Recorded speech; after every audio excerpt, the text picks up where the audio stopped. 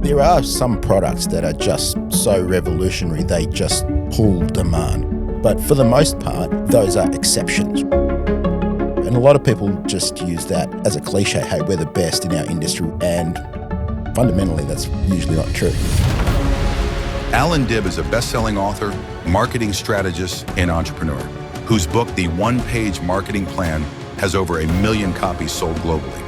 Allan has become one of the most successful voices in business growth and practical marketing strategy.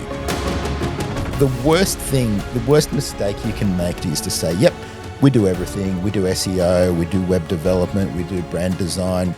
You're signing up for Mission Impossible, but you don't have Tom Cruise on staff, unfortunately.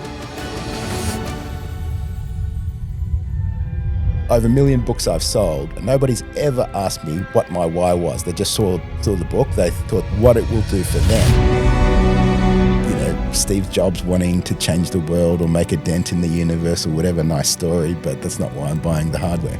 So where you want to start with is, who are my people? Who's my tribe that I serve, that I care about? And a lot of times you'll find it's your former self. What's the biggest mistake you typically see with entrepreneurs and how they price their products or their services? This episode is brought to you by Wix Studio. Here at the Agency Podcast, we're building a community and we would love for you guys to be a part of it. So we would love to hear from you. What are you enjoying the most? What would you like to see more of? And what do you think might be missing? Drop a comment. Make sure you subscribe. And now, on with the show. Man, I'm a massive admirer of your work. I think you've become a part of the literature in the landscape of like getting up to date with marketing. And I understand your background actually wasn't even in the sport of marketing. So like, just take me into that briefly, man, because I think that's so fascinating how this whole journey started for you. Yeah, not even remotely. I mean, I started life as a dead broke IT geek. And yeah, I was working for a boss. I'm like, why am I working for this idiot? And then I became the idiot. And I'm like, I'm good at the technical thing I'm doing, but like, you know, I think Michael Gerber calls it the entrepreneurial seizure, right? It's like, oh, I'm good at the thing. I'll start a business. So, and of course, customers will start rolling in, and of course they didn't. And you know, out of necessity, I just had to figure out the game of marketing. How do I get new clients in the door? Because it's frustrating. I'm good at what I do, but can't get clients in the door. So that took me on a good decade-long journey on figuring this thing out. I love stories like this because, you know, Michael Gerber, like I'm a huge fan of The E-Myth, which is one of the first books I ever read. And it's a meticulous read, but like his concept around, you know, the entrepreneurial journey, it's not an easy one. Yeah. It's not something you just, you know, happily walk into. It's a tumultuous, painful, rigorous journey. And it's frustrating when you're good at what you do and you know you're technically good at what you do. And in fact, I mean, we were in the situation where some of my competitors would hire me to train them on the newest technology and they'd run rings around us financially. I'm like, what is going on? Like, we're so good that competitors are hiring us to teach them the tech, but they're miles ahead of us financially. And that's when I figured out, and thanks to I had a mentor at the time, he's like, you know, people don't know how good you are until they buy from you. Before they buy from you, they only know how good your marketing is. And that's when the penny dropped for me. And I'm wow. Like, yeah. Yeah. So, can you take me into that? Like if that was your seizure moment, like, yeah. what happened? Like walk me through it. Well, he's like, the best marketer wins every time. And initially I'm like, that's not fair. That's why shouldn't we believe in meritocracy, right? And unfortunately, we don't get what we deserve, we get what we negotiate, right? So if life was a meritocracy, nurses, firefighters, school teachers would be the highest paid people in our society, right? But turns out that that's not the case. So you don't get what you deserve, you get what you negotiate. And that's what I really learned from my mentor. And he took me on a journey around, hey, the best marketer wins every time. So you've got to think of yourself as the marketer of what you do, not the service provider. So you're not an IT guy. You're a marketer of IT services. You're not a butcher, baker, candlestick maker. You're a marketer of those services. And that's what makes the biggest difference because really everything is downstream from marketing. If we don't have demand, you're screwed, right? So no matter how good your product is, that's a customer retention tool. It's not, and we need customer acquisition. Now, you would have experienced this like I have, where you have a tremendous amount of conversations with clients, and I'm sure you've had tens of thousands of experiences. There's that common question around like, but our product is really good. Yeah. And that's the argument is like, yeah, but we're the best and we put the most energy in and all the competitors suck and we really care about the outcome. How much of that is a myth with how you can actually build a business? Look, there are some products that are just so revolutionary, they just pull demand. Like you think of something like an iPhone or at the time iPod or whatever. But for the most part, those are exceptions, right? So when someone wants to be exceptional, by definition, they're an exception. So you might think you're the best accountant, the best doctor, the best lawyer, the best agency, the whatever. In reality, that's rarely the case. You're an exception. You're like the, Olympic equivalent of someone in sports, right? So you may be really good at football, but you may not be at the AFL level, or you may be amazing at running, but you're not at the Olympic level. Now, if you're at the Olympic level, okay, we can have a conversation there, but that's an exception. So for everyone else, and myself included, you included, everybody included, we've got to figure out a way, how do we get in front of our ideal target market so that we're ideal for them rather than just saying we're the best or whatever. And a lot of people just use that as a cliche, hey, we're the best in our industry, we're the leading provider, we're the whatever. And fundamentally, that's usually not true. I would agree with that. And I think where I kind of picked this up early in my career was Grant Cardone had this great quote where he's like, you can't build a business in obscurity. Yeah. If they don't know you exist, yeah, how the hell are you going to do business with them? Yeah. And the other thing is, you don't need to be the best. Like, for example, Tiger Woods would be a terrible coach to coach me at golfing because, he's just so far ahead. The best coach for me would be someone who's maybe, several levels above me, who really can relate to how a beginner needs to hold a club, how a beginner needs to start, what should I do fundamentally. He's operating at such a high level that, he would be giving me little tiny tweaks, which is kind of useless for someone who doesn't even know how to hold a club or hit a ball, right? So you don't need to be the very best to really win in the marketplace. You need to be the best for your client. You need to be the best solution or the best perceived solution for your client, not necessarily the best in your industry. You're not trying to impress your peers. You're trying to impress your ideal target market. Oh, that's prolific. That makes more sense because then you're appealing to the person who's actually doing business, not the person who's trying to take you out. Totally. There's something I saw about Tiger Woods, and there was a quote where he essentially created the metaphor where he said, okay, let's just say you don't know how to play golf. He said, if you're a professional at playing golf and I want to make you a world champ, it's going to take me 4 years to train you. Yep. But if you're a beginner and you know nothing, it'll take me 2 years. Yeah. When you think about entrepreneurs in the market and the way they build business, are there behaviors and things that they need to unlearn when it comes to being effective at marketing? Yeah, I see it all the time. So we see the same recurring patterns. So a lot of times is what I call Superman syndrome. It's like, they're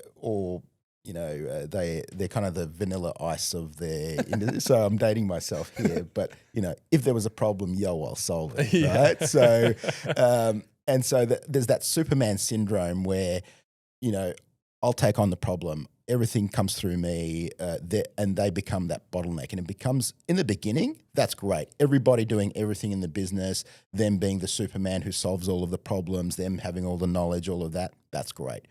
Get you up to $1 million in revenue, maybe $5 million in revenue, maybe at the outermost, depending on your industry, you could get to $10 million in revenue that way. But at some stage, you're going to hit a ceiling and you're going to be the blocker in your business. So really figuring out how to build a team, how to build infrastructure. So a lot of what we do is help people build marketing infrastructure in their business, because a lot of times the rainmaker is the entrepreneur, the CEO, the founder.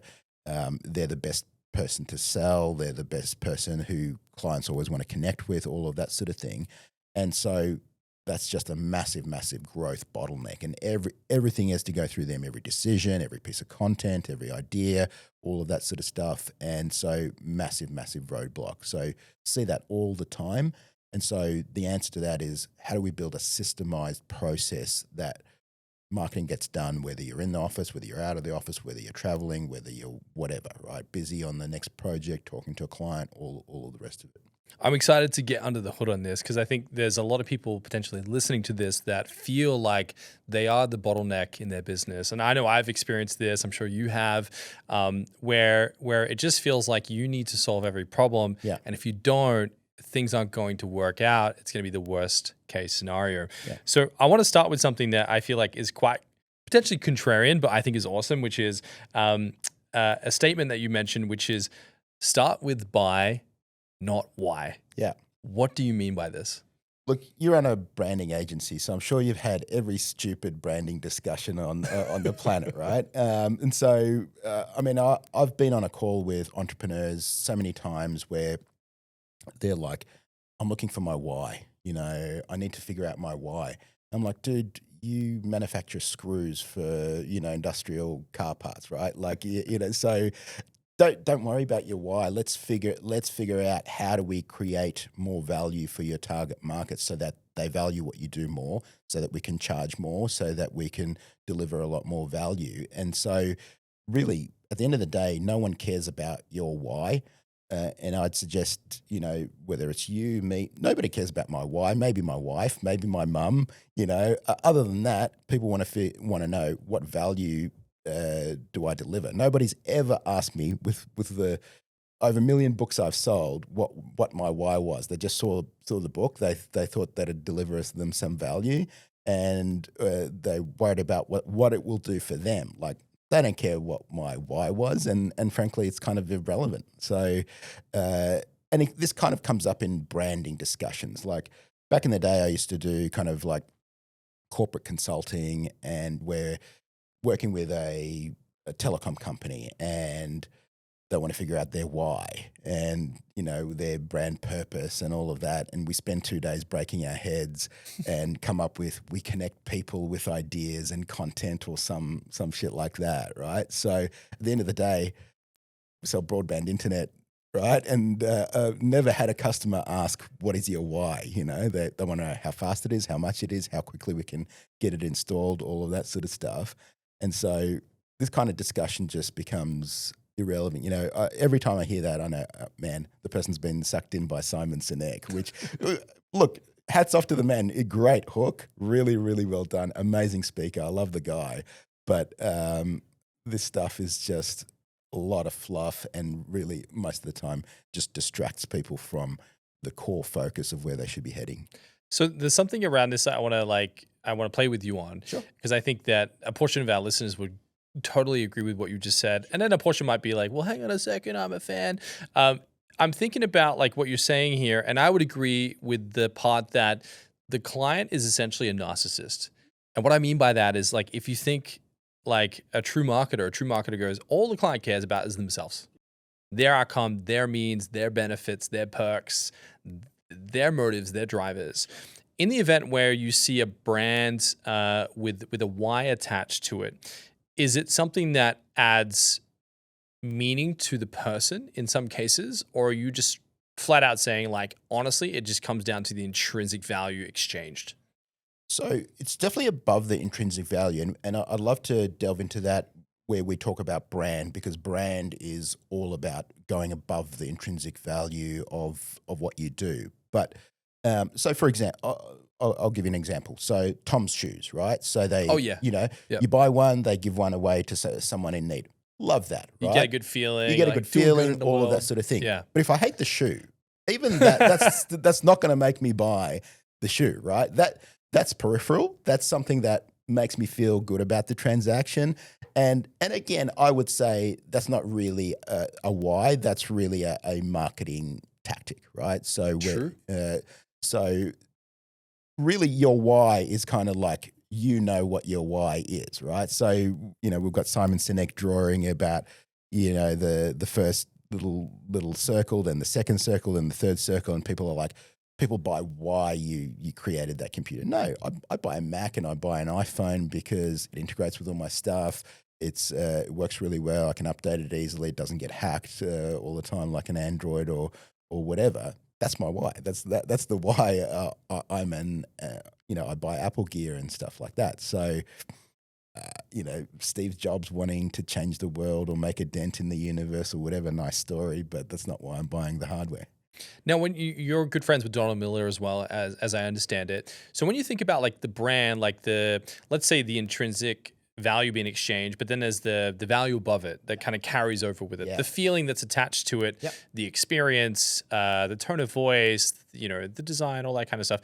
What potency does that add to a product if you were to calculate its value? Like how do you segment this product is going to exchange value for the customer, the brand comes along with it? Like in your mind, how do you see them working together as different mechanisms? It's huge. So accountants, I love working with accountants and bookkeepers because they give me straight answers, and they give me my favorite type of straight answer, a number, right? Yeah. So, and interestingly, so I've been through several business exits and acquisitions and things like that. If you sold your business, and let's say you sold it for $10 million, if $2 million was you had $2 million worth of inventory, and then you had another $2 million of plant and equipment, your accountant would write $6 million goodwill. They would have a little line item on your balance sheet called goodwill. Now, goodwill is a very tangible thing, even though it sounds like an airy-fairy concept. And a lot of the goodwill will be the brand value of your business. So they'll say, all right, 2 million plant and equipment, 2 million in inventory, and 6 million in goodwill. So goodwill is something that is really tangible, that is monetized. Now, it's not on your balance sheet till you make a transaction. It's not on your balance sheet until you've sold the business or whatever. But you've been building it over the last 5, 6, 7, 8, 10 years or whatever, right? So there's the intrinsic value of what you do. So let's say, we look at this glass and what's the commodity or utility value of this glass? Let's say it cost 25 cents in materials, another 50 cents in labor, and then a bit of packaging. Let's call it $1, right? So that's kind of the utility commodity value of that thing.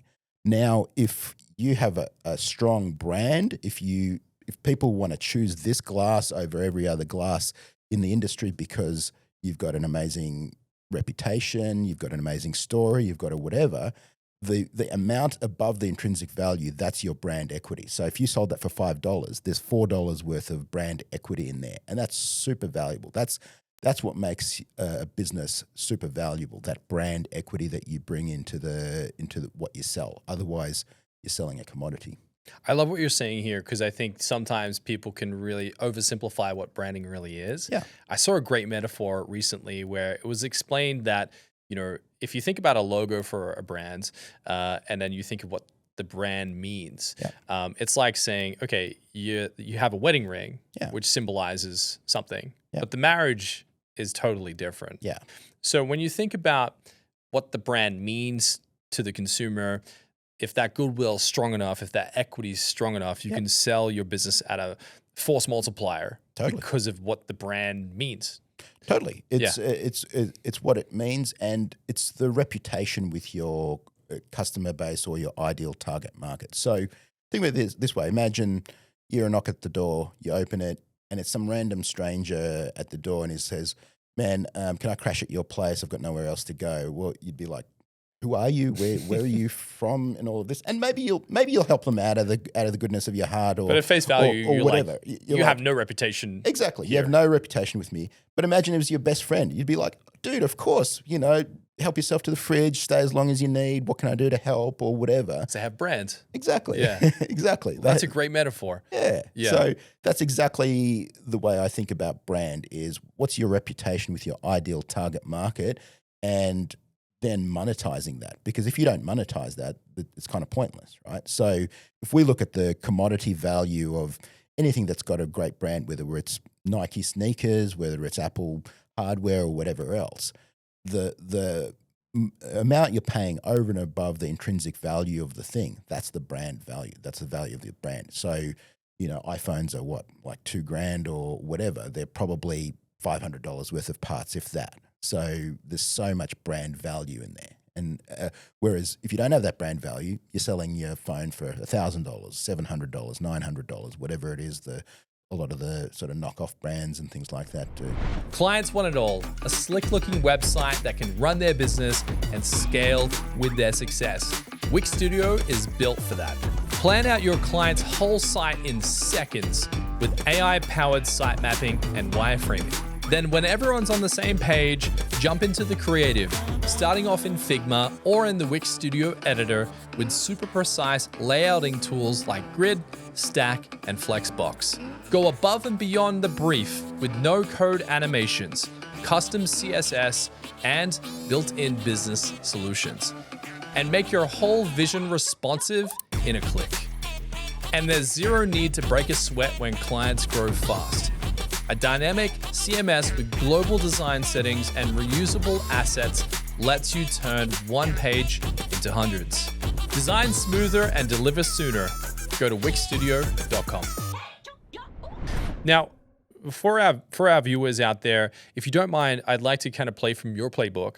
If you don't mind, like, how do you define the difference between, and this is going to be a tough one, but like marketing, branding, and advertising? Sure. How do you tend to compartmentalize them in your head? Because I think for the viewers, if you can give them some definitions from your playbook, I think it'll add some good measures to how we go through the rest of today's episode. Sure.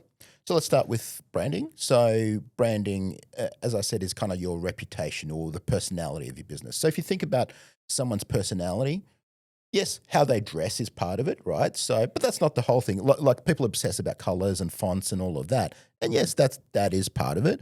But that's where a lot of people stop. And I liken that to how someone dresses. So I dress in a t-shirt and a jeans versus maybe a suit and a tie. So that's part of it. But just like we talked about, your friend who knocks on your door, right? So the way they dress is not the whole of their personality. It's like you got to know them over the years. Maybe they've got a great sense of humor. Maybe they're really loyal. You love hanging out with them. So, and one of the reasons why I say start with buy, not why, is because a lot of your branding is the personality of your business, right? So what's, who does your friend or who does your business associate with? So that's part of the personality. So it's basically everything that creates an emotion around what you do. So yes, it's how you present yourself. Yes, it's how you talk. It's the words you use. It's how you show up. But one of the best ways for someone to find out what your brand is to buy from you, right? So just like, if you were to try to maintain a long distance relationship, well, it is kind of possible, but very, very difficult, right? So if you and your best friend hadn't seen each other for 10 years, you might jump on a Zoom call every now and then, you might text every now and then, you might whatever, but it's definitely going to create some distance. You're not going to be as close as, hey, you see each other every weekend, right? So very similar. The best way for someone to build a brand is to sell. And when we look at a lot of the big brands, we think about the flashy billboards, the TV campaigns and all of those things. And that's often the result of their brand success. That's not what preceded it, right? So when we think about like a Nike, they started by selling, athletic shoes at track meets out of the boot of his car, right? Phil Knight. And then Coca-Cola started with a dude selling syrup to pharmacies. Apple started with the two Steves selling single board computers at trade shows, right? So they all started and built their brand on sales, on selling the thing. So the customer got the feeling of what it was like to work with them, so that they built that reputation with their tribe around what their products stood for, what they were like, what it tasted like, what it felt like, what it acted like. So just like, your friend will build a reputation with you based on you guys hanging out, you guys doing things together, you guys experiencing things together. So that's how I think of brand. I think of brand as your reputation and the personality of your business. It's such an important lesson because you touch on sales there. And I think oftentimes that, people think about branding and marketing and advertising and they kind of skip sales. They kind of overlook how crucial that is at the very genesis of scaling a business. Totally.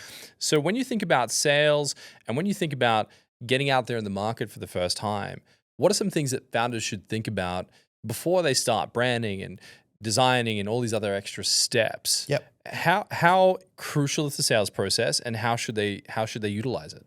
So I really believe in a super integrated approach from start to end. Meaning, what a lot of people do is they start with, okay, we've got this product, we've got this widget, we've got this technology or whatever. Now let's sprinkle some marketing on top and try and get people to demand it and buy it and all of that sort of thing. Um, you've always got to start, especially if you're in the beginning, you've got to start with who your people are. So we want to sell stuff to our people, not find people for our stuff. Right. So a very, very important distinction. Okay, make that distinction though, because a lot of people confuse the two. Yeah. So a lot of people are like, oh, look, I've come up with this amazing app idea, or I've come up with this technology, or I've got this widget, or I'm importing this product. Okay, now let me find a market for it. And so in Silicon Valley, they call it a solution in search of a problem. You know, I've got this kind of technology, I've got this app, I've got this whatever. Now let me go out and find someone. And 9 times out of 10, you find out actually no one really wants to pay for this. It either doesn't solve a problem, or it doesn't solve a big enough problem that someone's willing to pay for it, or someone's not really willing to pay much for it. So that's a massive problem. So where you want to start with is, who are my people? Who's my tribe that I serve, that I care about? And a lot of times you'll find it's your former self. So you are perfectly positioned to serve the person you once were. So I once was a dead broke IT geek, as we discussed. I was trying to figure out, how do I get clients in the door? I'm really good at the technical thing I'm doing. I love the work I do. I do really good work, but no one's buying from me. You know, I can't find clients. And so I know what that feels like. And so when I write copy, when I think about my target market, I think about my former self. I don't have to kind of, work with weird concepts or try to think about how is my target market feeling or whatever, because I know, because I've been there. I've been in the trenches. I've been at 3 a.m. awake, worried about how am I going to make payroll? Where's my next client going to come from? Being frustrated that my competitors are doing better than I am. And so that's one way to really get very, very clear around your target market, is if you have been part of your target market before. If you haven't been, you need to do quite a bit of in-depth research and figure that out. So sometimes you just see an opportunity, you see an underserved market and you think, you know what, I could do a solution for them, and that's totally valid, then that's totally fine. But if you're not part of that target market, or if you've never been part of that target market, well, then you've got work to do. You need to do a lot of deep research and figure that out. So first, this is where you want to start. Who are your people that you're going to serve? Because once you understand them really, really well, once you can enter that conversation that's going on in their mind, it's going to be really, really easy to come up with a solution that really gives them product to market fit, which is really the holy grail of business, right? So we want something that's got product to market fit that really solves a painful solution for our target market. Is there any danger in what you're saying there around being your own target demographic? And I have an example, Sure. And it was Mark Ritson, and he had this great teaching in one of his programs where he said that, okay, I'll give you a scenario. Scenario A, you're a tennis racket company, and you have 2 options. You have a famous tennis player, or you have an experienced marketing veteran, and you can choose either or to help you identify and lead your next marketing campaign. He was stipulating, in the event where, let's say we choose the famous tennis player, they might over-index on what they themselves think the market really wants. Yeah. But they're a professional player. Yeah. They don't serve or represent the greater market. Yeah. Whereas the marketer might ask a lot of questions to your point, like you got to do your research. Yeah. When you think about people self-diagnosing, is there any risk there of people assuming that they know the target audience, but they're really identifying themselves, but maybe they don't symbolize or represent the greater group, if that makes sense? Yeah, I know what you mean. So in that case, I mean, if you were selling to professional tennis players, I mean, that's a different story to you're selling to the wider market of people who are amateurs and who are interested in tennis and things like that, right? So, but if you're an exact fit, that's different. Yeah, Yeah. exactly. So if, like, I know what it's like to be an entrepreneur who not getting leads, who's struggling, who's like technically good at the thing and those sorts of things, right? So I think that's why my books have resonated so well with my target market, is because it's very, very clear that this is a book I wish I had when I was first learning marketing, right? I always write books that I wish I had, that my former self wishes he had, right? And so if you can create the product that solved your problem, so let's say you've gone through a weight loss journey, let's say you've gone through divorces, let's say whatever, and you can now help people who are going through a similar journey. It's very, very different to if you'd never been there, if you'd never been in those shoes, for multiple reasons. First of all, from a product to market fit perspective. So how closely can we create a solution that actually solves that pain point?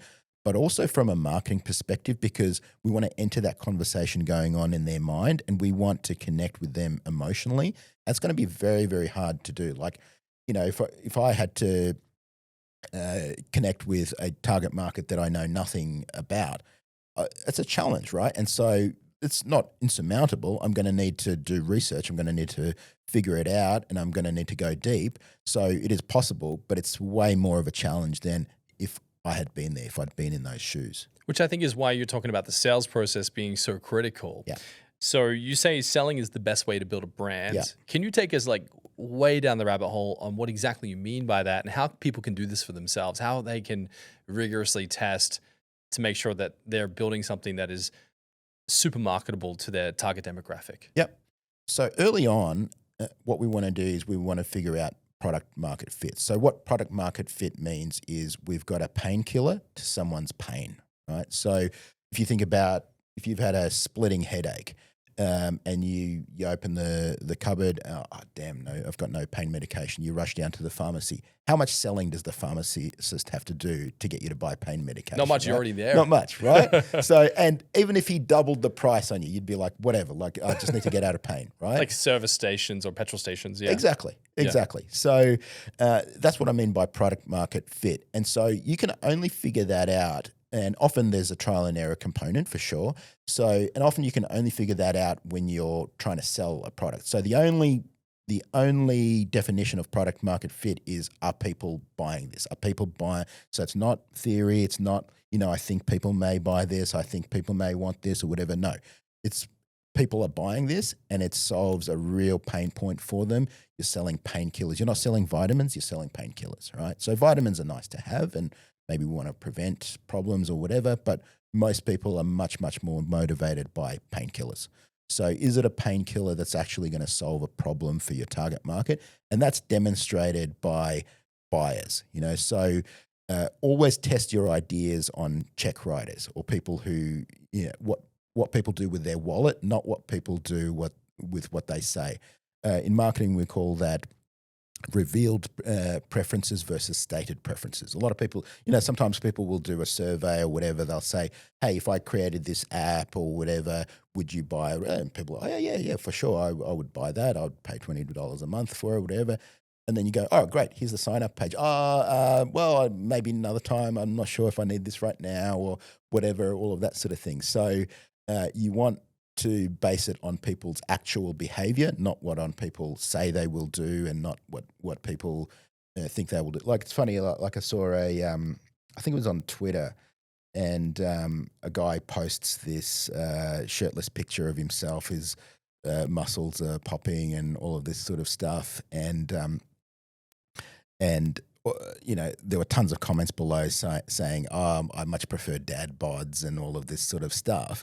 But when we see actual swiping behavior on dating apps and stuff like that, we find that no, that's actually not the case. They don't prefer dad bods. They prefer the guy who's ripped and tanned and in shape. So what people say and what people actually do, very, very different. So sales is that filter, like someone pulling out their wallet and their credit card and buying the thing. That's the signal I want. It's not them telling me, yeah, sure, I'll buy it if it was ready.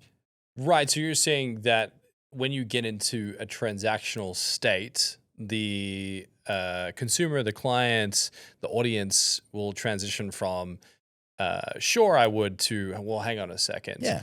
So what is it about the sales process that allows that to happen, and how can people test that? Like, for example, let's go into maybe product versus service, and how do people test each? Yeah. Yeah. So Yeah, the acid test is, does this thing sell? Does this solve a pain point that someone is willing to pay for? So if we think about it in degrees of pain, right? Someone might be in a little bit of pain, and they're willing to pay maybe a little bit of money for it, but not as much as you're asking for. So we want to figure out, hey, we've got a problem, and a solution that someone is willing to pay a lot of money for, or at least as much money as we want to make from that product or service. So this is where we want to test with our market. Will someone actually buy this? So is this something that actually solves a problem that someone is willing to pay for? So we would test that with products, we would test that with services, and there's a ton of variables from a pricing, packaging, and positioning perspective that we may dial. But we want to figure out, is this something that's actually solving a problem for my target market that they're willing to pay for? Because a lot of times you may have a solution to a problem, but it's just not a very big problem in their life. They're just, it's a minor irritation. It's not something, if there was a solution there that was cheap or free, maybe they'd do it. But it's not that big a deal. I've seen that so many times with like an app or something like that. And when you look at your phone, there's probably maybe, I don't know, a dozen apps that you use on a regular basis. The rest, if they've got uninstalled or deleted or whatever, you probably wouldn't have noticed, right? So very, very similar in your target market. Is this something that actually solves a problem that someone's willing to pull their wallet out for? And now we've got data, right? So we can see, okay, so they're willing to pay this much for it. And then the beautiful thing about the sales process is objections, questions, retention. So did someone pull their wallet out thinking they were getting something and they got something different, and now they're asking for refunds, or there's complaints or bad reviews or whatever else? Or what questions are we getting in the sales process? So that's something that we want to feed back into our marketing. Are people asking the right questions, and what objections are they getting? So a lot of when we work with a client, we generally look at 3 areas where we get really, really good data on what does the target market actually wants. One is sales. So we'll listen to sales calls or look at sales transcripts. What are people asking? What are the recurring questions that keep coming up? Does it do this? Does it integrate with this? Does it whatever? All of that sort of thing. Then at the help desk, so what are people writing in, either complaining about or saying good things about, or what issues are they encountering? And then reviews. So those 3 give us really, really strong data points around messaging. So what message is going to resonate with our target market? And all 3 of those require a sale to have happened, right? We can't just pull those out of the air. So someone needs to have bought for them to be able to leave a review, or to deal with our help desk or customer service, or have sales objections and those sorts of things. So from that, we can gather real actionable data that we can use in our marketing, because now we're entering a conversation that's going on in the head of a buyer. It's not someone who's just random, who may be thinking about it, who maybe doesn't care, or some survey or whatever. Yeah, I like what you're saying about like really trying to look at the transcripts in the sales process. We recently had Dan Martell on the podcast. Oh, Dan's awesome. He's great. We're having this great conversation about, marketing and copywriting for marketing funnels and so forth. He's like, the best funnel copywriting you'll ever get is if you get a transcript from a successful sales call and then you move that across to the funnel, and you say that on the website, you say that on the funnel. Totally. Now, something I want to talk about regarding like target audience and how they might differ in the sales process. So we hear a lot of conversation that Gen Z are obsessed with values, perhaps more than other generations. What's your take on the different motives of each generation and how they might differ? Honestly, I think of audiences not in terms of generation, and there are definitely subtleties and things like that, but I think of it much more in terms of psychographics. What are their dreams? What are their desires? What are their hopes? What are their fears? What are their frustrations? And so, that may differ slightly, but at the end of the day, like you said, the narcissist's approach, right? It's like, what will this do for me? Yes, the values may be part of the purchasing decision, but I don't think it's ever the main thing. I don't think that's the main event. If the product doesn't solve my problem, but you have amazing values and all of that sort of stuff, probably still not going to be a sale. So I'm always thinking about what are the psychographics of the target market, what are their hopes, dreams, desires, and then thinking about niching in a multidimensional way. So when people think about niching, they're always thinking about like industry, like I'm going to sell to dentists, or I'm going to sell to lawyers, or I'm going to sell to doctors. That's great, but that's one dimension. Then we can look at other dimensions, like what's an outcome that they want. So maybe they're wanting to exit their business, right? Or maybe they want to import products from China, or maybe they want to get a government grant. So that's another dimension. Then we might look at another dimension like geography. Maybe they're based in Melbourne or San Francisco or LA or whatever. And then as we layer those different dimensions of niche, that's when we really start to pinpoint our people. So if we said, look, we want to work with dentists who are based in the LA area, who are looking to retire and exit their business in the next 2 or 3 years. Now we can come up with a very, very targeted solution for them, right? Because if we say, hey, we'll work with any and every business on the planet, you're going to have to come up with so many different custom solutions for people. One guy wants to exit his business, another one wants to grow it, another one wants to scale it. One guy works in construction, another guy works in dentistry, another guy is in whatever, manufacturing. So it's going to be very, very hard to be all things to all people. Whereas if you can say, hey, we work with this particular target market who has this particular problem, who want this specific outcome, the sale's going to be a lot easier. The results are going to be a lot better. And you're going to be able to really create that production line of results. Because if you're having to do custom work for everybody, we've got different people who want different things in different ways. That becomes very, very expensive. So that's going to really smash your margins as well. You've probably seen that classic iceberg right under the water, right? So at the top, you've kind of got the superficial stuff. You've got the features, the benefits, the intrinsic value. It's made of good glass. It's, it'll last you a long time, all of that sort of thing. And the false lever that people try to pull is our thing is better, our widget is better, our service is better, our whatever is better, right? And unless it's really, truly 0.0001 world class, that's not going to really move the needle much. Because once you get to good enough, like if the glasses will hold the water and it's not going to spill everywhere, that's good enough, right? I don't need it to be the best glass in the world, right? So once you get to good enough, you get diminishing returns.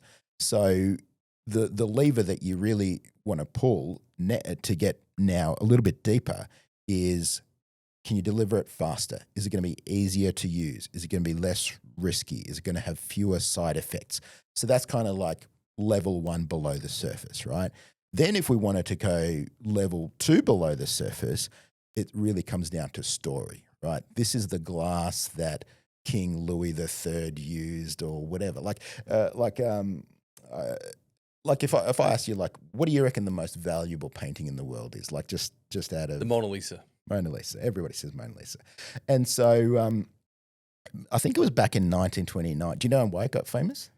No, please tell me the story. Okay. Yeah. So I think it was back in 1929 or whatever, it got stolen. And in the 1920s, the Mona Lisa got stolen. It was not a big deal. Like, it was like a random, like, it was a valuable painting. It was a Da Vinci, but like it was like all the other Da Vincis. No one really cared about it. No one cared about it so much that when it got stolen, no one noticed for a couple of days, right? So it was like not a big deal at all. Some security guard's like, yeah, hey. yeah, it's gone, and it was missing for ages, and it was not a big deal. But then it became a thing of national pride. The press picked it up, and they're like, someone's stolen it. They've disgraced our country. This and that. All of this sort of thing, and the story behind it is what's made it so valuable. I didn't know that. Yeah. Wow. So prior to that, no one really cared at all. You find out about later it's just a giant marketing plan by the museum. Well, it was this whole thing. It was this, it was gone for years, and some guy had it, like, because the press blew it up so much. Because the guy was initially going to sell it on the black market or whatever, but now it had become so famous. It's in every newspaper. Everyone's crying out that it's gone and missing and all that. And he's like, I can't sell it now. So he just had it hanging in his lounge room for like years until it got found or whatever. Or I don't know, he turned it in. I can't even remember what the exact story is. Just hands it back in, like, my bad. Like, but it was not at all like now it's a priceless, probably the world's most priceless painting out there. Why? Because of the story, right? So level one is kind of features and benefits, intrinsic value, the thing that what it does. Then level two is, okay, we can do it faster, better, cheaper, with less risk, with fewer side effects or whatever. That now increases the value. You know, if I need this super fast and you can deliver it really fast, great, you've increased the value of that product. Then level three is story. What's the story behind this that I can really get behind, that really touches me emotionally, that, you know, creates that pride or greed or lust or desire or whatever. And the deeper we go, the more we can charge. now I want to talk more about positioning and niching. Sure. Now you've said that the days of the generalist are kind of over. What do you mean by this? Because I'm constantly in debates with clients about their notion that, hey, like, we're targeting everyone. I think personally that comes from a place of fear of like, well, if I'm niched, I'm not going to get the conversion. I'm not going to get the attention. There's not enough people in the market in that niche. Yeah. How do you help people wrangle and come to terms with this? It's so counterintuitive. Like, it just feels like if you widen the net, you've got a bigger addressable market. That feels logical, right? Yeah, if and I have a fishing trawler with a massive net, we're going to get more fish. Yeah. Exactly. Yeah.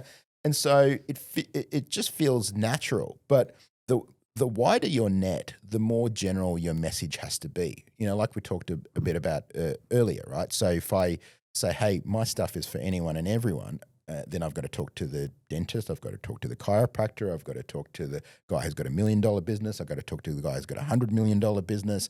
And they've all got massively different problems. They've got massively different ideas of what success looks like. They've got different ideas about what they want to do. And so the more general you are, the harder it is to land a message, because saying, hey, I'm for everyone is the same as saying I'm for no one, right? So what we want our audience to do is when they see, hear, or read our message is to say, oh, hey, that's for me, right? So, and that's going to be very, very hard to do, impossible to do with a general message. It's like, hey, we're just doing everything for everyone. Very, very hard to do. And sometimes I'm having that conversation with marketing agencies. In fact, I spoke at a marketing agency event, and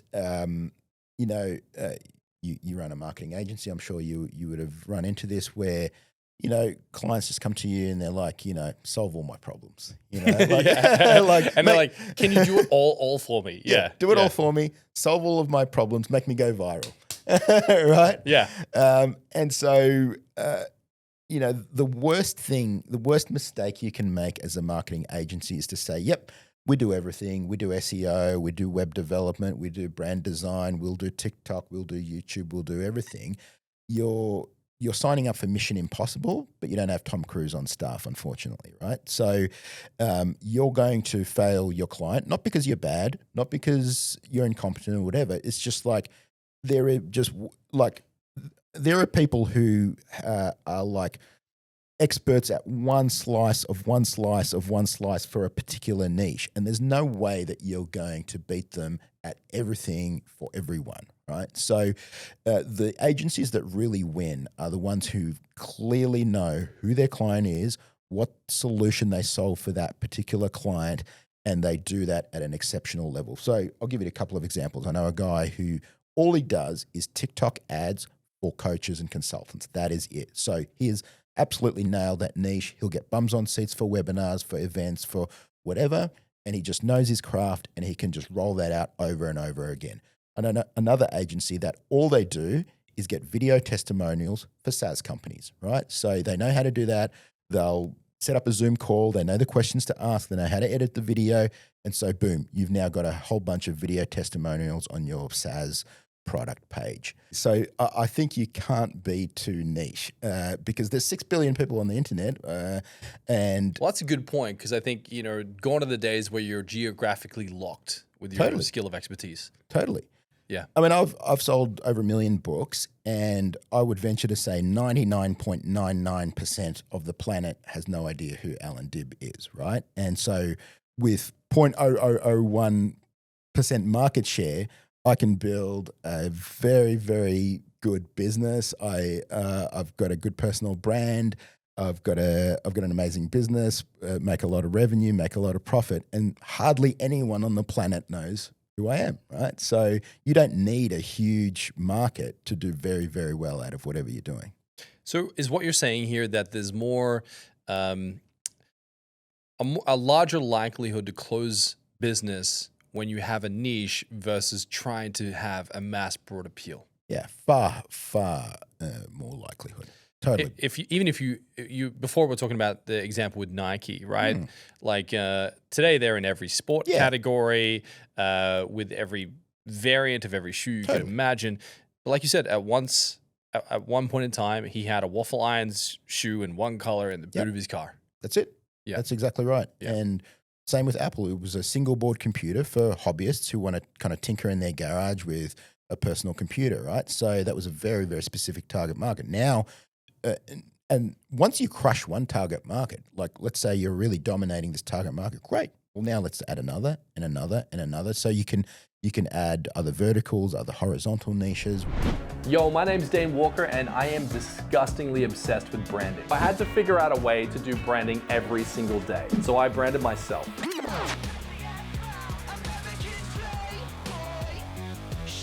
Then I started my agency, Rival.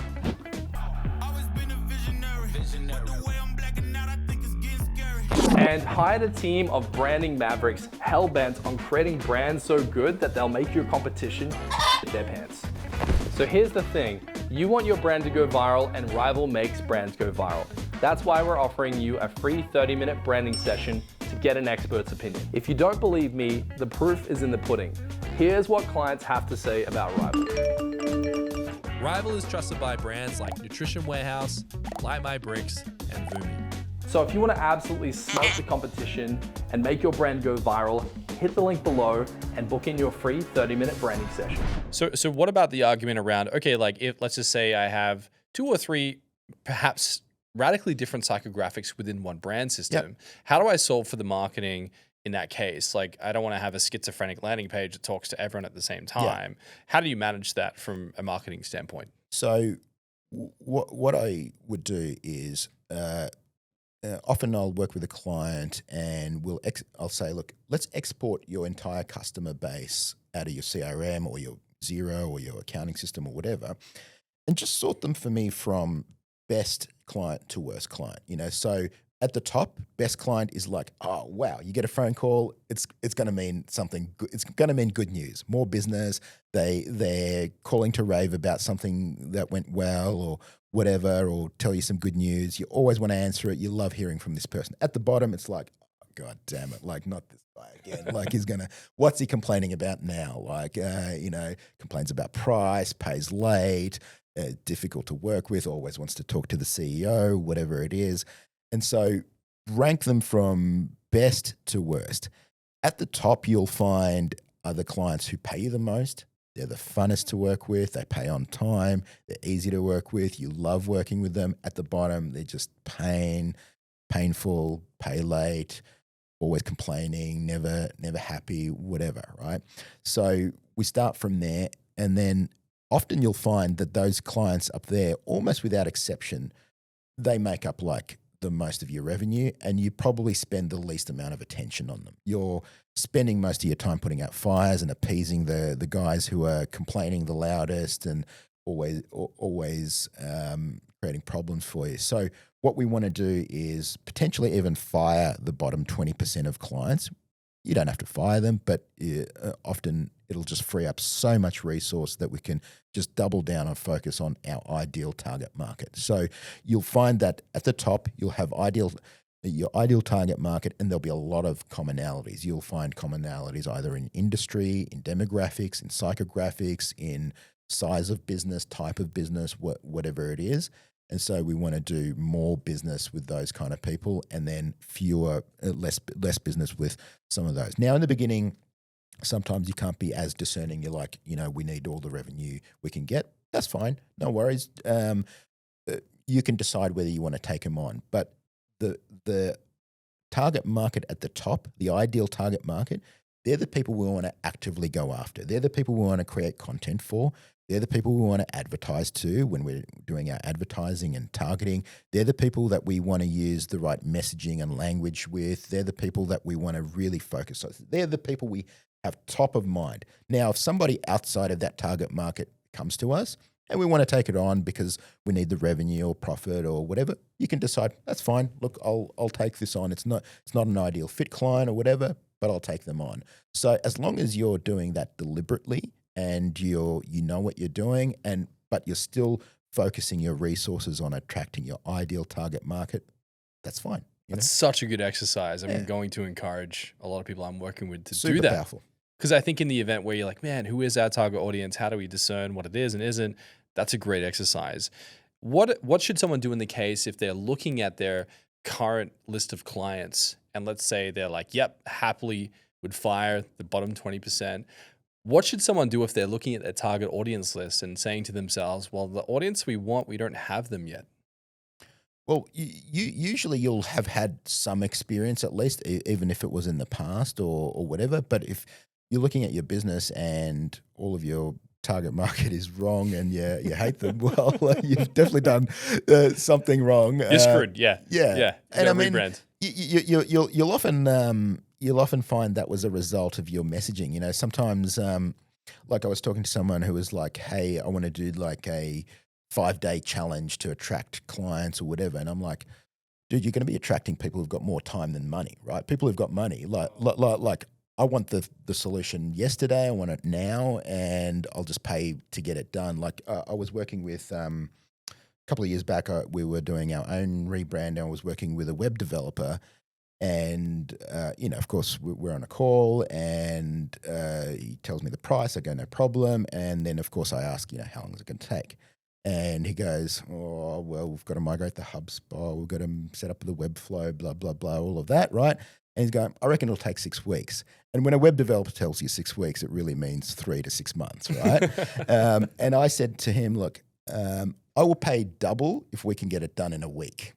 And he's like, let me talk to my guy or whatever. And anyway, we'll get back on a call. Goes, all right, done. So to me, it's way more, saving those 3, 4, 5, 6 months was way more valuable than paying him more money. I just wanted it done. We still didn't quite do it in a week, but it was probably close to 2 weeks. But it wasn't 3 to 6 months, which is what it would have taken had I just gone with that. And you'll find that people in the right demographic will value their time much more than they value money.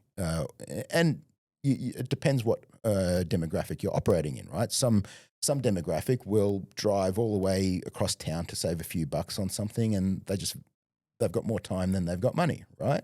And so it depends who you're attracting with your marketing. So 5-day challenge guy, I think you're going to attract more people who've got more time than they've got money. The person who's in pain, who's got money, who needs a solution right now, just give me the solution right now. I'll pay whatever it is and just get it done. How can people test messaging themselves? I'll give you an example. Let's say someone's really trying to reach out to the wealthy class in their space, but they don't necessarily have access. They've never dealt with them.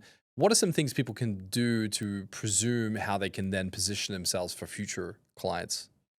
I mean, there's a deeper answer, which we could spend hours on, but the shorthand I would give you is you want to sell time, money, or status.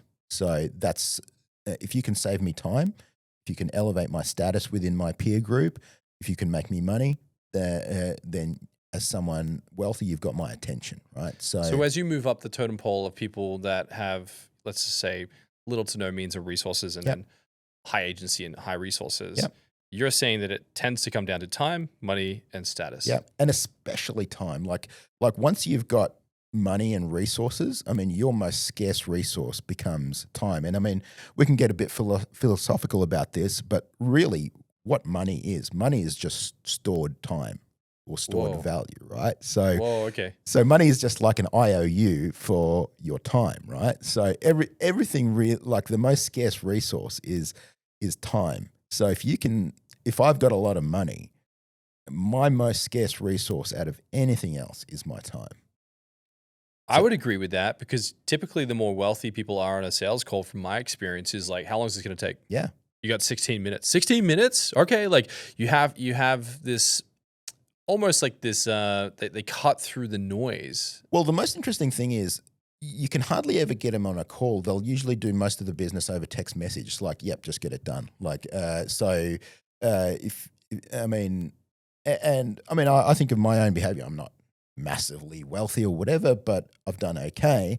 And, I don't want more Zoom calls in my life, right? I don't want more phone calls or whatever. If I can just solve it with a text message or a Slack message or whatever, that's what I'll do. Like I've gotten down to really 2 meetings a week with my team, and that's it. Like I have an hour meeting with my CEO and I have a half an hour meeting with my head of marketing.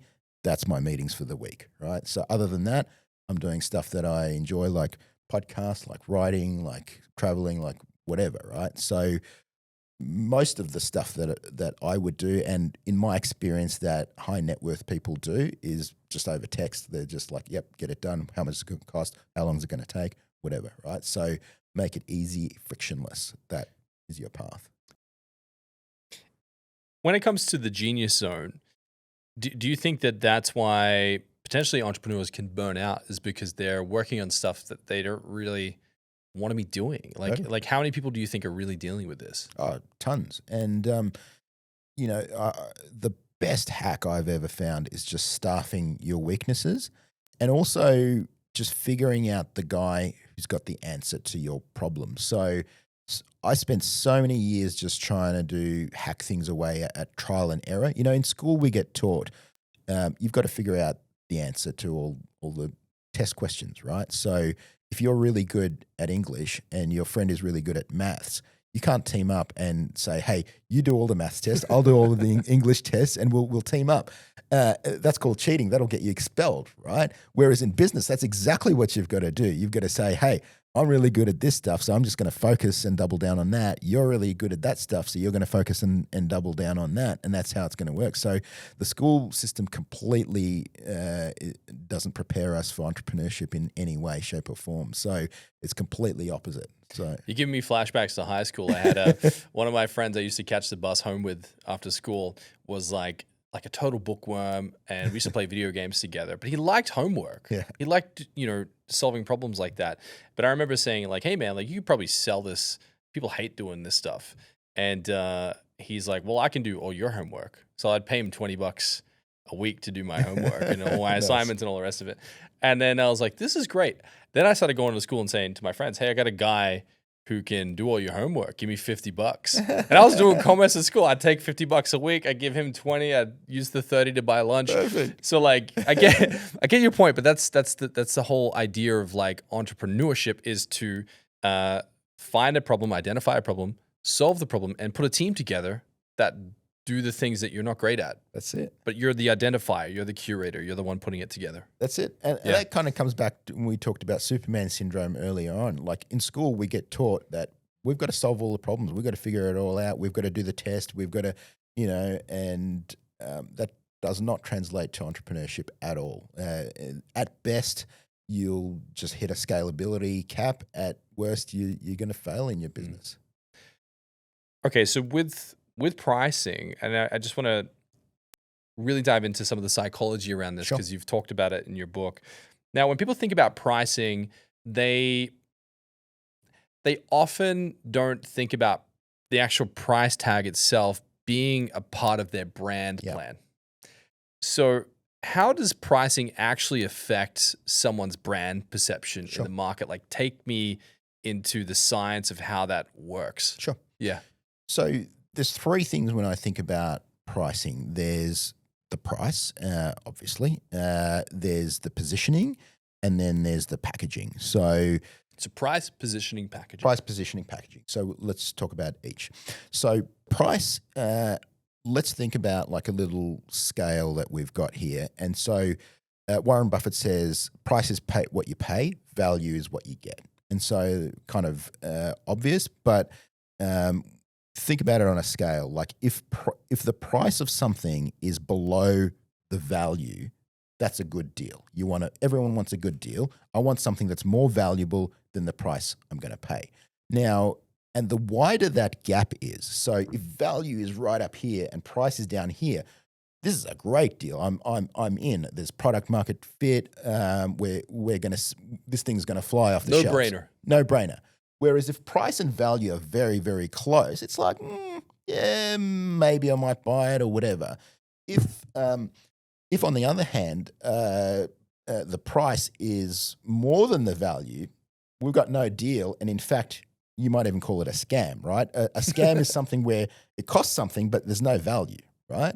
So we want to make sure that this gap between value and price is as wide as possible. Now, one way to widen it is to lower your price, right? And so that's what a lot of people do. They're like, we're going to widen the gap by lowering the price. Now, you don't need any skill to do that. And, there's always someone willing to go out of business faster than you. It's a losing strategy, and you can only kind of get to zero. The floor is zero, right? There's only one lowest price competitor in the market. Yeah. Yeah. And so it's not the way that you want to go. So the other lever that you want to pull is value. We want value to go up so that the gap gets bigger and it becomes a no-brainer to do a deal. It's kind of like, if we were to take this to the extreme, if I had a $100 note and if I was selling it for $80, no-brainer, I'll buy as many as you've got, right? So whereas if I was trying to sell it for $120, well, why would I do that? That's a stupid deal.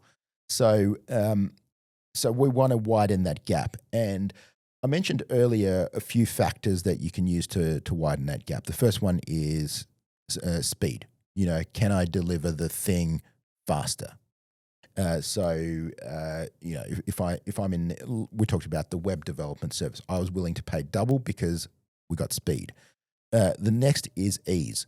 Like think about some of the things that we've switched to over the years, like Netflix or Uber or whatever. They're actually the same as the old services. Like Uber's just taxis and Netflix is just cable TV or whatever. But they've added massive ease and convenience. I press a button on my mobile phone. I can track the Uber coming to my location. It arrives, payments handled seamlessly and all of that.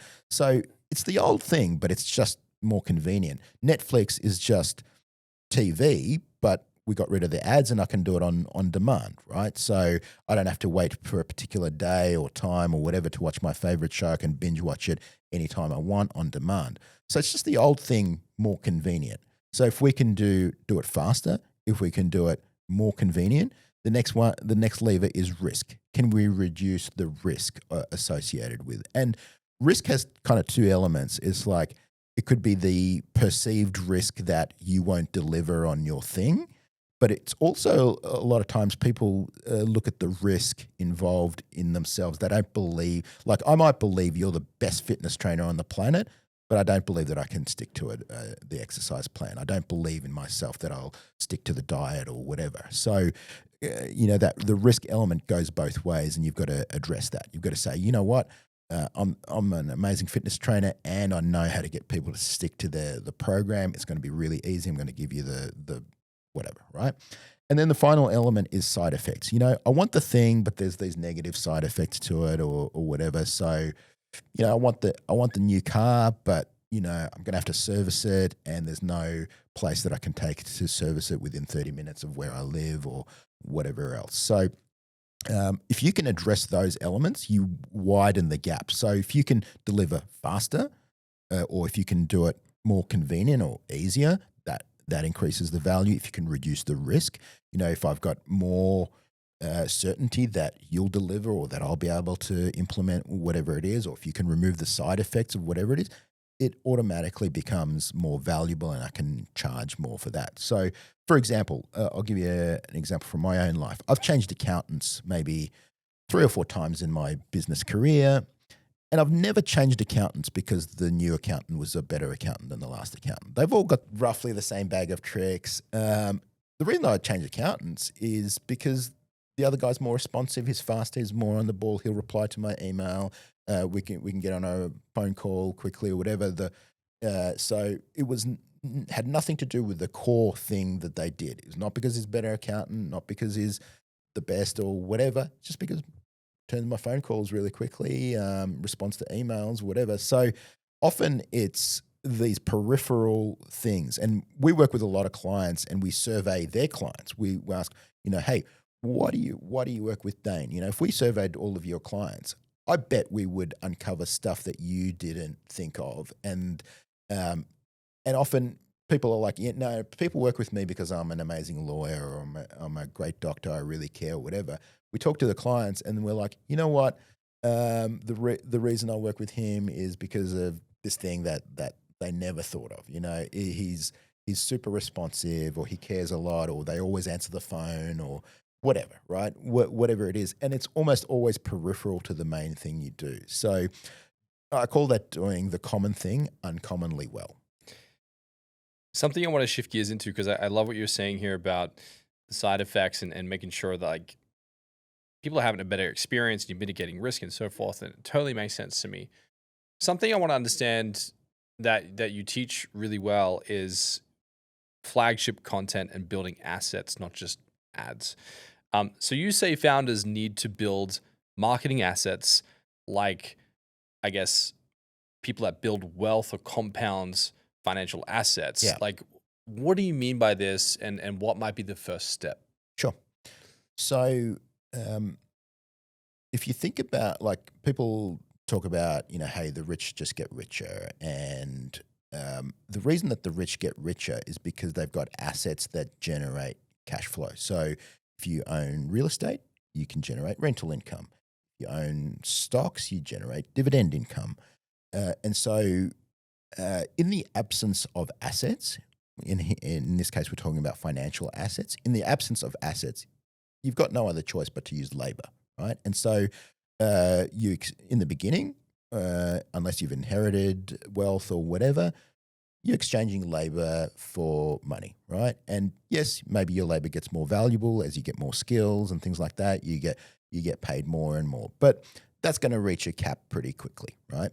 So the way to continue to increase your wealth is through assets, through owning businesses, through owning real estate, through owning stocks and things like that. Now, from a marketing perspective, the exact same thing is true. We generate leads, we generate clients, we generate cash flow. We can do that through labor by doing difficult stuff like cold calling, cold outreach, interrupting people, all of that sort of stuff. And that's okay in the beginning. In the beginning, maybe you don't have any other choice. Just like if you start in the workforce, you've got no assets or whatever, you've just got to exchange your labor for money.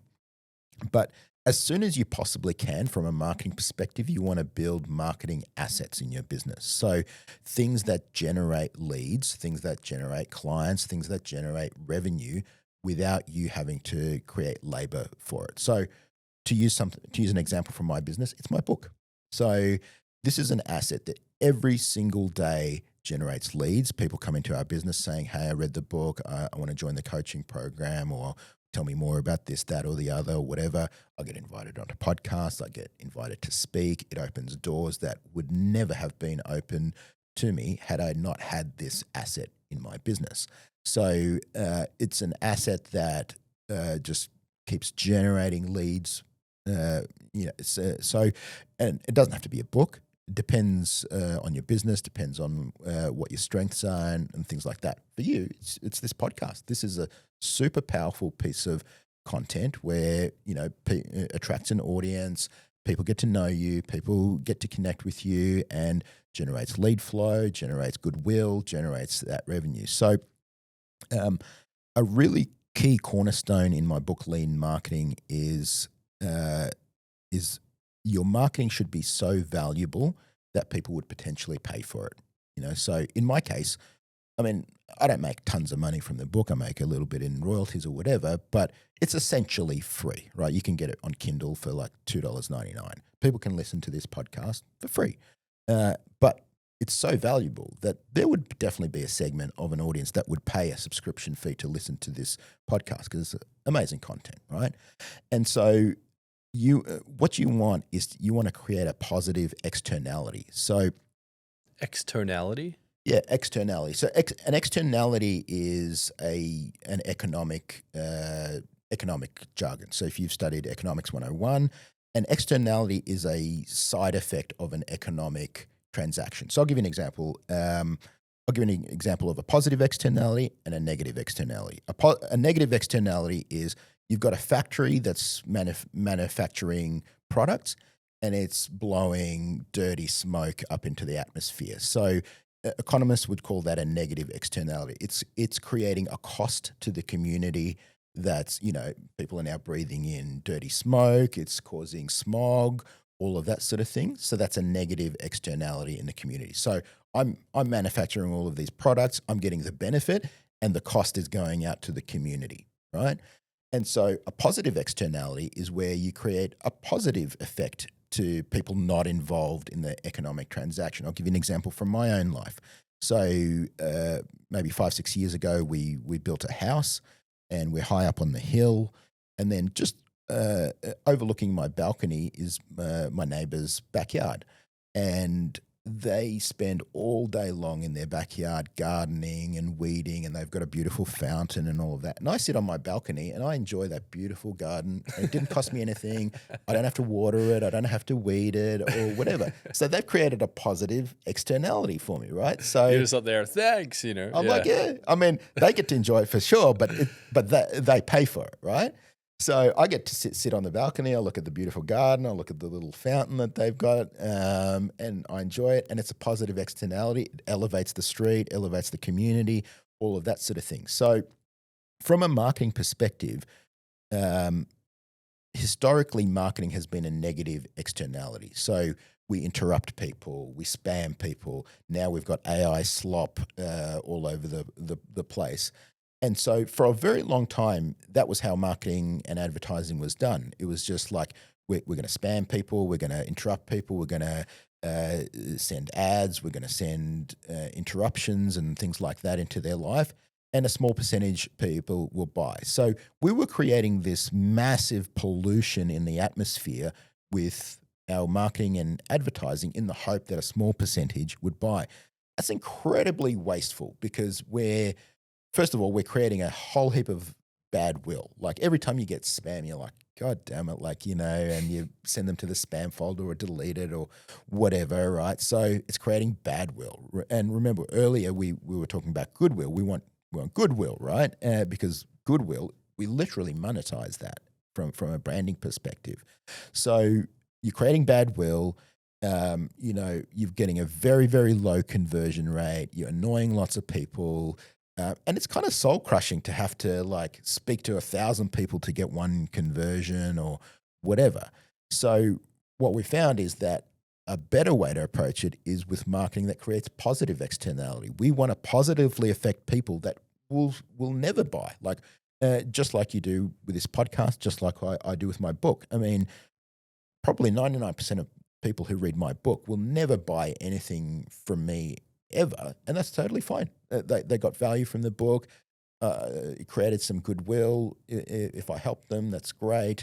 And I get to hear all of these success stories, and it's crazy. I get fan mail. I've gotten emails from people in Mongolia, right? So I mean, there's so many people who've been impacted by this positively and will never buy from me, and that's totally 100% okay because there's a small percentage who will, but either way, it's creating a lot of goodwill in the marketplace. Same with this podcast, right? There's a ton of people, probably the vast majority of people who listen to it, get great ideas, implement something in their business or whatever, and never buy from you, never pay for anything. And that's totally fine because the right people, a small percentage, they'll reach out to you. They'll say, hey man, help me build my brand. I really connect with your ideas and things like that. So from a marketing perspective, creating positive externalities is super, super powerful, but it's also super efficient and it creates a lot of goodwill.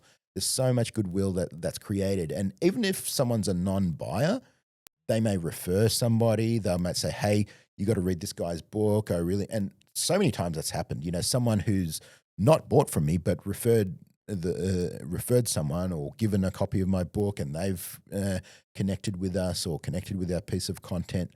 So from that perspective, we want to create positive externalities. So getting back to your question around flagship piece of content or flagship assets.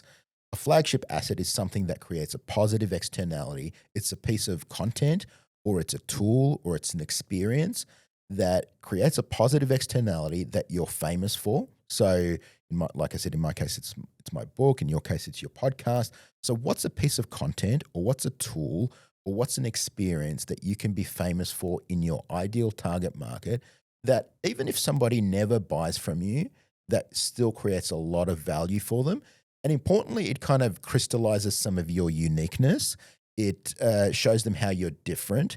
And it just creates a lot of value for your ideal target market. And we're talking about your ideal target market. We're not saying for everybody. We're saying just for your tribe, for your people. It's creating a lot of value for them. It's something that they may share with their friends or whatever, or colleagues or whatever else. And so we're creating that positive externality. We're not spamming. We're not AI slop. We're not interrupting. We're not sending cold calls and all of that sort of thing. We're creating a positive externality in the marketing world. Allan, I love that you're shaking this tree and really making this a point, because I totally agree with you. Some of the craziest things that have happened to me and our team has been from like giving stuff away. Yeah. Like every time we do a keynote, we give away our online course. We're like, scan this, you get it for free. We don't market to them. It's like, boom, this is yours. The book, like you said, like the spontaneity and the opportunities that 1 million copies of the book, you're saying that you can measure your success by the actual impact you're having on some community out there without asking for anything. Totally. What's the craziest thing that you've experienced personally through the book or through like a podcast or like through something you've thrown out there that like boomeranged back? Oh man, so much. I mean, like I said, I used to have an IT business, as I mentioned. I used to have a telecom business. Nobody ever called me and said, wow, thank you so much, Allan. Our telephone system's working so well. Like that never happened. The only time we heard from people was when there was a problem or something went down or whatever. But I literally have 2 people in my team who help me sift, sort, and screen fan mail from people that comes in each day. Some of the doors that it opens. So I remember as a dead broke IT geek, I would listen to audiobooks, and I'd listen to like Duct Tape Marketing by John Jantsch or Profit First by Mike Michalowicz or whatever. And now these guys who were my heroes are now peers. We get together on like we'll do webinars together. We'll promote each other's books. Once a year, we get together at Donald Miller's place at his ranch, and we share ideas for 2 days. We swim in his pool, and he sends a chef out to cook for us. And so, bro, how do I get invited? Sell 1 million copies of a book, and you're in. Damn it! I'm not quite there. But like, it's incredible that my heroes have just become my peers, and I have to pinch myself sometimes. I'm hanging out with such cool people. Like I said, Mike Michalowicz, there's John Jantsch, Ramit Sethi was there, James Clear was there, and Amy Porterfield, Pat Flynn. Like, it's just like the who's who of nonfiction. And I'm like, this is a room that you cannot even buy your way into, right? This is not an event where you can buy a ticket to or whatever. It's like, this is an invite-only event based on merit, and it's incredible. Like that, people who are my heroes have become peers. You also just get invited to amazing events to speak, to get on amazing podcasts and things like that. So it's really, really cool, some of the doors that it opens. And, like I said, a book is not for everyone. For you, it could be a podcast. For someone else, it could be a YouTube channel. For someone else, it could be just a tool. So there are very practical ways to do this. Like, for example, HubSpot, for a very long time, one of their growth strategies was they had a website grader tool where you would go in and you would grade your website to see, I don't know, is it SEO optimized? Is it good for conversions or whatever? And they knew people who are using that tool probably need a CRM system, right? So, and that was the source of their lead flow. And again, they were creating a positive externality, a free tool where you could just go in and grade your website, get a report or whatever. And maybe the vast majority of people will never buy HubSpot, but a good percentage did. The point you're getting at is like, if you give like genuine value to the market, people will find a weird way to pull you into their circles. Oh, totally. Yeah. It opens doors and it just creates massive goodwill. And you don't know who your stuff is going to touch. And I mean, we talked about niching earlier. It's really about the right eyeballs. It's not necessarily about the maximum number of eyeballs. It's really the right eyeballs. And, you can, some people are like, hey, I created this piece of content and I only got like 100 views or 1,000 views or whatever. And I'm like, just visualize 100 or 1,000 of your ideal audience in a room. You'd be stoked. Like, imagine you were in a room with 1,000 of your ideal audience. You'd be stoked. But whereas, we compare metrics to like a Hormozy or a Gary V or whatever. And, it starts to become just like vanity metrics. What's your advice to a founder who's considering giving it all away for free, but they're fearful of A, their competitors are going to steal it from them, or B, that if they give it away for free, why would anyone do business with them? Yeah, good point. Give away your best stuff, I always say. And honestly, like, you could give your entire playbook to your competitor and 99 times out of 100, they will do nothing with it. People worry about their competitors way too much. Most businesses die of starvation, not murder. Right? So, I heard another good quote. They said, if you've got a really good idea, you're probably going to have to ram it down people's throats. They're not going to steal it from you, and that's definitely been my experience.